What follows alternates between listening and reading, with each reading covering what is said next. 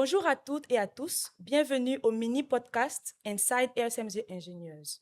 Je suis Eva Kwame et aujourd'hui, j'ai l'aimable honneur de présenter Monsieur Massa, directeur de PSL, pour parler de ce qui concerne la logistique pétrolière en Côte d'Ivoire. Bonjour, Ene Massa. Bonjour, Pouvez-vous vous présenter, s'il vous plaît? je me nomme Massa Bengali. Je suis diplômé de la première promotion de l'ESMG. J'ai commencé au sortir de l'école, j'ai commencé chez Petrosi Exploration Production en tant qu'ingénieur gisement junior et je suis parti par la suite chez un prestataire de services pétroliers, en l'occurrence Schlumberger, où j'ai occupé différentes fonctions, en commençant comme ingénieur de terrain. Ensuite, il y a tout le développement ingénieur junior jusqu'à ingénieur senior. Après, j'ai été aux États-Unis en formation pour être conseiller technique. Et puis après, j'ai eu des affectations en Angola et en Libye. Et après cela, j'ai terminé avec Schlumberger sur un rôle de technico-commercial à Dubaï. Après l'aventure en expatriation, je suis rentré en Côte d'Ivoire. J'ai travaillé comme directeur technique commercial pour un cabinet de conseil en ingénierie, un cabinet canadien, et après qui s'appelait Nord Astello. Après ce cabinet, j'ai rejoint le groupe C-Invest, où je travaille au sein de la joint venture entre le groupe C-Invest et Petrosi Holdings. Cette joint venture s'appelle Petrosi Logistics et est en charge de la gestion d'un terminal portuaire qui est dédié aux opérations pétrolières en Côte d'Ivoire. Ok. Depuis avril 2025, j'occupe le poste de directeur général de cette entreprise. Merci, Ene Massa, pour cette introduction qui est vraiment de taille.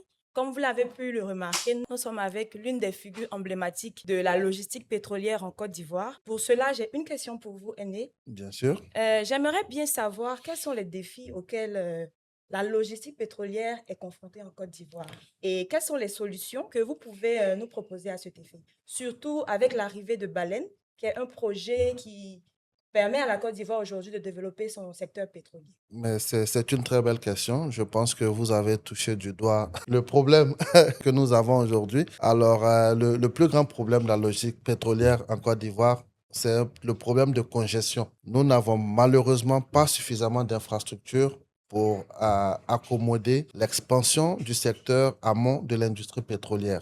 Alors, il faut peut-être que je vous fasse un peu d'histoire. En Côte d'Ivoire, il y avait deux bases logistiques qui étaient destinées aux opérations pétrolières. Et de ces deux bases, pour accommoder les navires qui prennent le butane, chacune de ces bases avait un quai privé. Il y a l'un de ces quais qui a été pris, qui a été transformé en quai butanier. Et à l'époque, les études avaient montré que le seul quai qui restait était suffisant pour accommoder les opérations pétrolières. Donc, cela a été fait.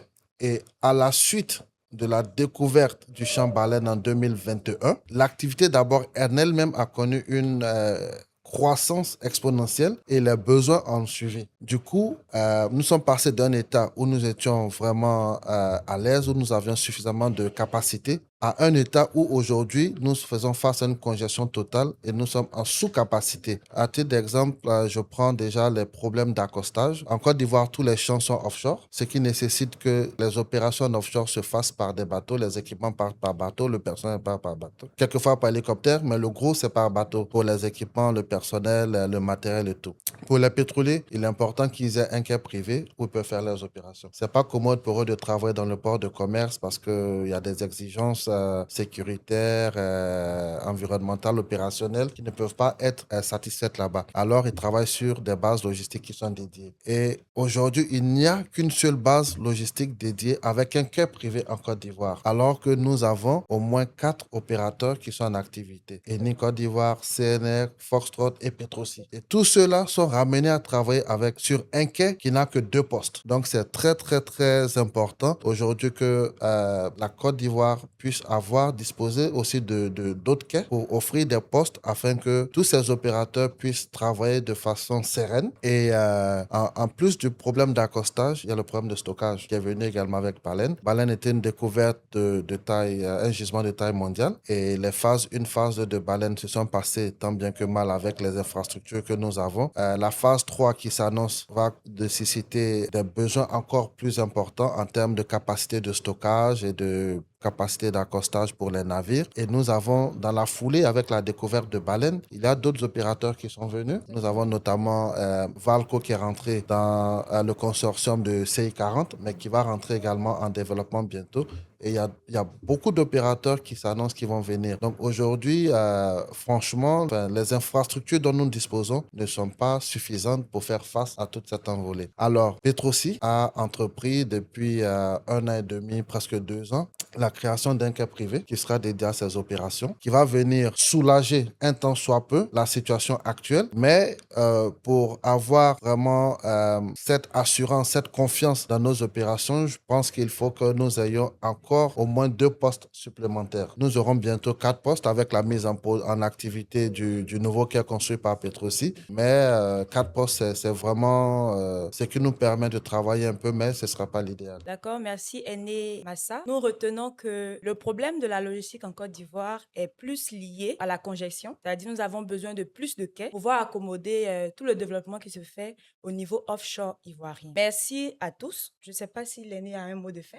Mais je voudrais souhaiter plein succès à ESMG Engineers Codex. C'est la 2e édition et je suis vraiment bluffé par l'organisation. Je félicite les organisateurs. Je pense que quand on voit un peu la qualité des intervenants, les participants, je pense que ESMG Engineers est vraiment en train de réussir le challenge qui était le leur, de regrouper tous les ingénieurs, de créer un réseau fort et puissant qui puisse aider les ingénieurs, les diplômés de l'ESMG à s'insérer, à s'intégrer dans le monde professionnel, à faciliter leur insertion. Je pense qu'on est sur la bonne voie et je souhaite vraiment bonne chance à tous et beaucoup de courage aux organisateurs, aux dirigeants de ESMG Engineers. Merci. Le merci à vous, Aîné Massa, d'avoir accepté de parrainer cette édition. Vraiment merci. Et merci à chacun d'entre vous de nous avoir suivis. À bientôt pour une prochaine édition.